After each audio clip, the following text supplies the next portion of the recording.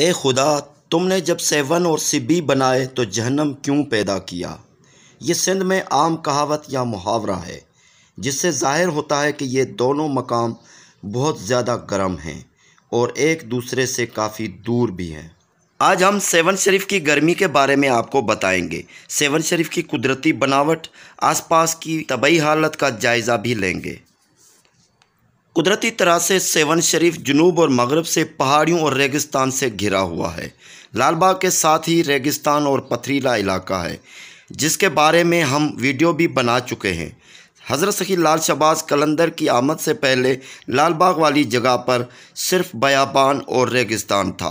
फिर मुर्शिद आए, उन्होंने अल्लाह ताला की इबादत की, चिल्ले काटे और फिर खुदा की रहमत नाजुल हुई। पहाड़ी इलाके में नखलिस्तान सा बन गया। जहाँ पानी की बूंद ना थी वहाँ मीठे पानी के चश्मे फूट फूट कर बहने लगे। ये तो हो गई मुर्शिद की करामत जो लाल बाग की हुदूद तक महदूद रही। अगर लाल बाग से मगरब जुनूब में चंद किलोमीटर बाहर निकलेंगे तो एक रेगिस्तान और पहाड़ी इलाका सामने होगा। ये गर्मी के मौसम में इंतहाई गर्म बन जाता है, इतना गर्म कि गालिबन कोई परिंदा भी वहाँ पर नज़र नहीं आता। ज़िंदगी फिर भी है वहाँ पर, यानी कुछ कीड़े मकोड़े दूसरे रेगिस्तानों की तरह रहते हैं, लेकिन शायद देर रात को अपने घरों में से निकलते होंगे। यहाँ पर कोई भी आने की ख्वाहिश जाहिर नहीं करेगा। मई महीने की 15 तारीख से लेकर अगस्त सितंबर तक यहाँ पर बहुत ज़्यादा गर्मी होती है। हवा इतनी खुश्क और गर्म होती है कि मुंह जलने लगता है। लाल बाग सेवन शरीफ के साथ भगोटोड़ो की पहाड़ियों का सिलसिला शुरू हो जाता है। उसके साथ राधक जबल, बड्डो जबल, भित जबल, कारो जबल, खीरथर जबल जुड़ जाते हैं। इन पहाड़ों में जगह जगह अल्लाह के वलियों की करामतें वाज़े हैं, लेकिन वो किसी ख़ास महदूद जगह तक। बाकी पूरा इलाका पहाड़ियों की वजह से बहुत ज़्यादा गर्म होता है। सेवन शरीफ में मई, जून, जुलाई तीनों महीने इंतहाई गर्मी होती है। गर्मी का पद 48-50 तक पहुंच जाता है। फ्रिजें काम करना छोड़ देती हैं, एसियों में थोड़ा बहुत गुजारा हो जाता है अगर बिजली साकिन रहे तो। मोटरसाइकिल पर सवारी करना इस तरह होगा जैसे किसी आग के शोलों में से निकलने वाली हवा का सामना करना पड़ रहा हो। घर में अगर कोई लोहे की चारपाई है और बेखबरी में उसको बदन का कोई नंगा हिस्सा लग जाए तो एक झटका सा लगता है। अगर धूप में पानी चंद मिनटों के लिए रख दें तो इसमें चाय की पत्ती रंग छोड़ देगी। तमाम पहाड़ी घास और पौधे सूख जाते हैं। रात को सोते हुए ऐसा महसूस होता है कि जैसे धूप में सोए हुए हैं, क्योंकि इंतहाई गर्मी और खुश्की की वजह से पंखे हवा गर्म देते हैं। लोग सुबह को 10 बजे तक बाहर निकलते हैं। इसके बाद मार्केटों या सड़कों पर ज़्यादा रश नहीं होती। जिनके घरों में एसियाँ लगी हुई होती हैं वो सुबह 10 बजे से शाम 6-7 बजे तक घरों में बंद होते हैं। लेकिन गरीब 2 से 3 किलोमीटर तक का फासला पैदल जाकर सखी सरवर की काफ़ी यानी पठान काफ़ी से रोटी लेते हैं।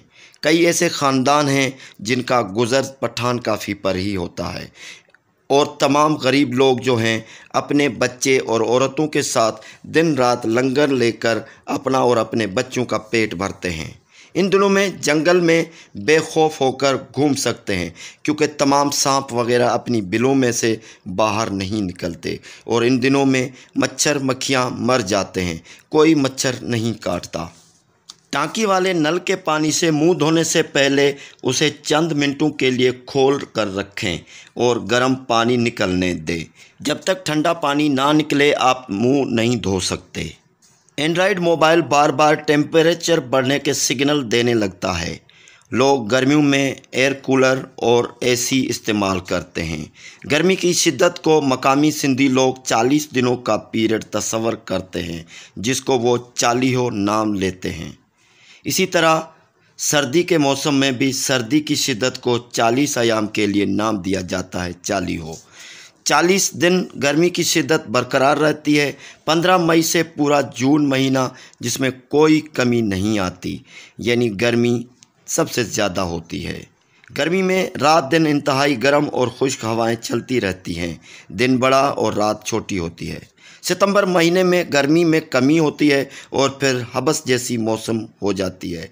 इस मौसम में मंचर झील के बंद के किनारे में लगे हुए पेचिंग के पत्थरों से सैकड़ों सांप पत्थरों से निकलकर रात को बचाव बंद के रास्तों पर बैठ जाते हैं। जिन लोगों के कच्चे घर होते हैं वो अंदर से ठंडे होते हैं। कच्ची मिट्टी की मोटी दीवारें गर्मी को रोकती हैं।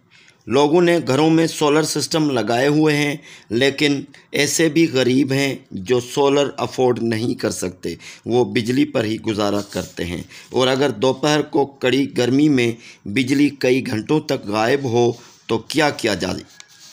हम दुआ करते हैं कि वापडा निजकारी में आ जाए। इस वीडियो में जो हमने लोकेशन दिखाई है, यानी रेगिस्तान दिखाया है और पहाड़ी इलाका दिखाया है, वो लाल बाग से मगरब और जुनूब में वाकई है।